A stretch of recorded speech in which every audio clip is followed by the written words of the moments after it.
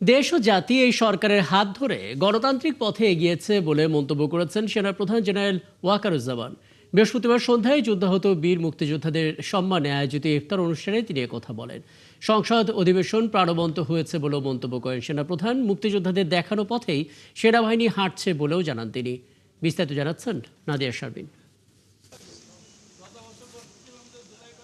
যুদ্ধাহত বীর মুক্তিযোদ্ধাদের সম্মানে বিশেষ ইফতার ও দোয়া মাহফিলের আয়োজন করে বাংলাদেশ সেনাবাহিনী। আল্লাহ যেন আমাদের মুক্তিযোদ্ধাদের ভিতরের বিভেদ যেন না দেন, আমরা স্বাধীন বাংলাদেশে যেন একভাবে থাকতে পারি এবং দেশের প্রয়োজনে যদি সক্ষম হই আমরা আবার দেশের জন্য দাঁড়াবো।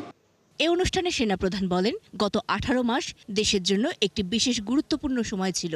এই সময়ে বাংলাদেশ সেনাবাহিনী গভীর দায়িত্ববোধ ও পেশাদারিত্ব নিয়ে কাজ করেছে। সেনাবাহিনী দেশের শান্তি শৃঙ্খলা রক্ষার কাজে নিয়োজিত ছিল এবং সেনাবাহিনী অত্যন্ত সুশৃঙ্খল ছিল এবং সুন্দরভাবে কাজ করেছে। এটা একমাত্র সম্ভব হয়েছে আপনারা যে সেনাবাহিনীর যে ফাউন্ডেশন যেটা রচিত করেছেন, সেই ফাউন্ডেশনের ফলে আজকে এই সেনাবাহিনী এভাবে দৃঢ়তার সাথে তাদের কাজগুলো করে গেছে।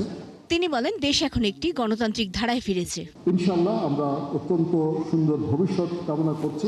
এখন একটা গণতান্ত্রিক প্রক্রিয়া আমরা চলে গেছি। নতুন সরকার আজকে প্রথম সেশন ছিল, এখানে সব সরকার এবং বিরোধী দলরা ছিল।